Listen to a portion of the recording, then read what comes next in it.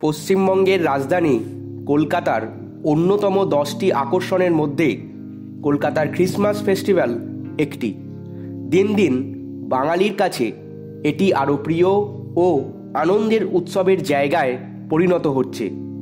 সবাই সাদরে গ্রহণ করছে আনন্দের এই দিনগুলি ও পার্ক স্ট্রিটের আলোকসজ্জাকে।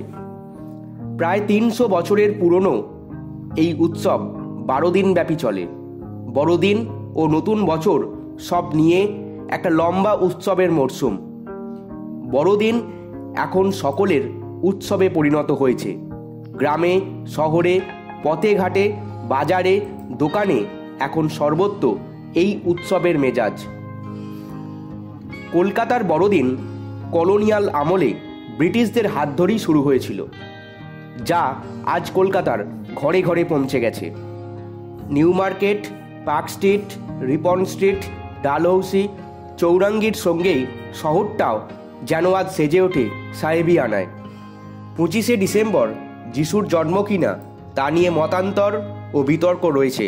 তবে বড়দিনের কেক খাওয়া, ঘরের নানা রকমের আলোকসজ্জা ও আরও নানান খাওয়া দাওয়ার মধ্যে দিনগুলো প্রিয়জনের সঙ্গে কাটানোর এক অন্য রকমের অনুভূতি ও আনন্দ।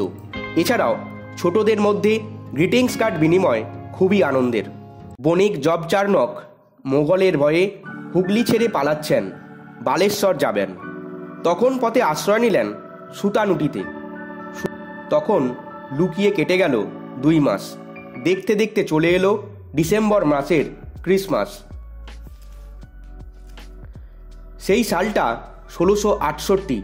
কলকাতায় তখন প্রথমবারের জন্য ক্রিসমাস উদযাপন হলো। তবে এর প্রায় 100 বছর পরে জাঁকজমকভাবে ক্রিসমাস পালন শুরু হয় কলকাতায়।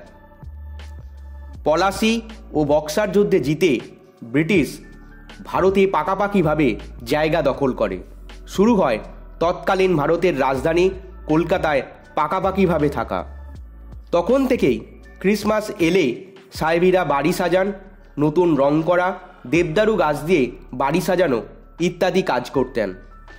Saint Paul's cathedral church, saint Andrew's church, Armenian church সহ অন্যান্য চার্চে চলে প্রার্থনা ও অনুরাগীদের সমাগম। ক্যারল গাওয়ার মধ্য দিয়ে অনুভূতি প্রকাশ করা হয়। এই ক্যারল ছাড়া ক্রিসমাস প্রায় অসম্পূর্ণ। সান্টা ক্লজের কথা না বললে তো একটা বড় অংশ বাদ দেওয়া হয়।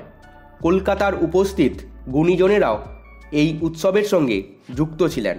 যেমন কবিগুরু মনে করতেন যিশু কল্যাণের দূত।